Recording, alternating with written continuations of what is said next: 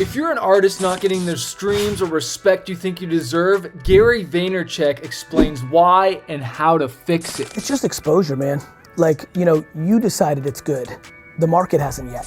What Gary means about the market is strangers, people you don't know that have put their hands up and said, yo, this is dope. They've streamed it, they've downloaded it, they've shared it. This isn't your friends he's talking about, family, or what you think, but what the market thinks. So you need to get your music out into the market so they can vote on it. Right? So the biggest thing, like some people are insecure and think their shit sucks and it's amazing, and some people think their shit's amazing and they're delusional and it sucks. Where do you fall in this spectrum? Do you have too much ego and not enough talent? Or do you have too much talent, but then you're not marketing and promoting yourself and really getting out there? You're too humble, right? I was not good and I was too humble and I needed more ego, and I finally built that confidence up. But let's keep going. Because of the college I went to, like every one of my friends wanted to be a rapper, right? I remember being blown away that they weren't putting in I was like, get a job at Kmart. They're like, I can't afford time in the studio, right? But what's crazy now is actually you guys don't have to do that. Because of technology and distribution, all you have to do is make music, and then instead of working at Kmart for 57 hours a week, a month, or whatever, and then get studio time and bang out one thing, now those 57 hours after you make the music is just about DMing people and just trying to get on. You're one DM. What Gary's saying here is you're one DM away from someone hearing your music that has a big platform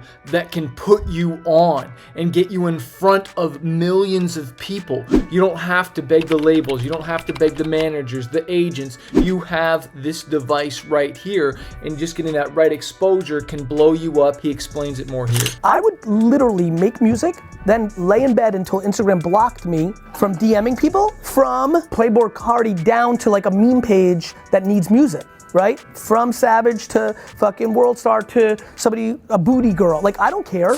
So what Gary's saying is you want to DM people that have a platform. World Star Hip Hop has a platform. Any of these famous artists or influencers, he even mentions a booty girl, right? Anyone who's got a lot of followers, and the idea is that you would DM them, hey, I love your page. I wrote this song. I'd love it if you could use it or share it, right? Or use it in one of your videos. You need to be strategic, right? Like, how are you providing value? And first, you need to make sure you're following the person that you want to post. And sometimes, like, you're DMing them and it's to actually pay them to actually use your song. But if they use your song and it gets millions of views, then all of a sudden your streams just shoot up. We've paid all kinds of influencers and we've gotten tens and tens of thousands of views as opposed to little when our page hasn't grown as much. But as much as I love the DMing, that's not the best use of your time. Like, you want to be strategic with it and only go after people with a following. And if you are going to end up having to pay, then you want to make sure that you're getting a good ROI. The other option is you can run Facebook and Instagram ads, Spotify ads. I talk about running Spotify ads all the time. There's links below this video about Spotify ad templates that I use to get your music right in front of people. But like, look, you're either going to pay with your time or you're going to pay with your money, right? So you go to your job or whatever, you make a bunch of money, and then sure, you could do the DM thing, but then you should also be having ads running 24/7 promoting your song. Like, the song that hits, put all the money behind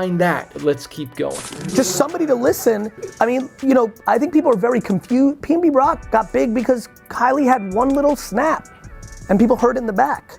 Like, it's just real. Like, that's how music works. What's amazing about music is you're one hit away from everything changing.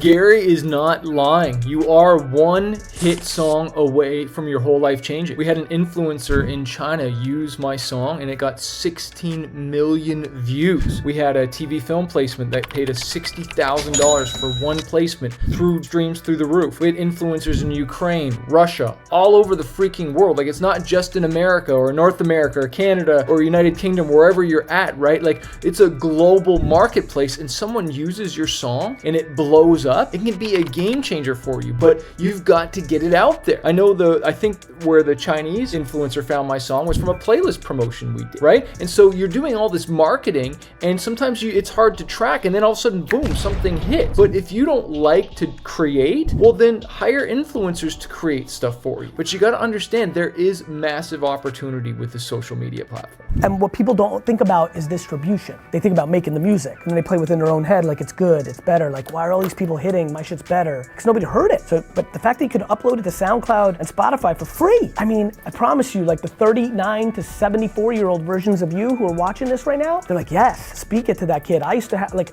we didn't have a shot. We didn't have a shot. We had to go in Midtown and give out our CDs. We had to pray that Run DMC saw, like, it was like winning the lotto. It's not winning the lotto anymore. You just upload your shit. I mean it. You upload every fucking song every day, whatever, and then you just DM people and say, yo, listen to my shit. It comes down to a 4-letter word, and that's work. You gotta be willing to do what others won't do today so you can have a career that other artists won't have tomorrow. I used to send out 50 plus emails a day to book shows, book tours. There's a story of this guy, I think is Stevie, I remember his name, Stevie AJ or something. He posted his same song 30 plus times on TikTok. He got made fun of on the 34th one, wasn't gonna post on the 35th one, and it was the 35th one that went viral, all right? So I understand it, you're discouraged, nobody's listening to your stuff, you've got no streams, but are you honestly putting in the work? Is this music really good enough? Do you need to go back to the studio, work with a better producer, or maybe like your song just hasn't hit because it hasn't gotten the exposure? You know, we had a song called Firestarter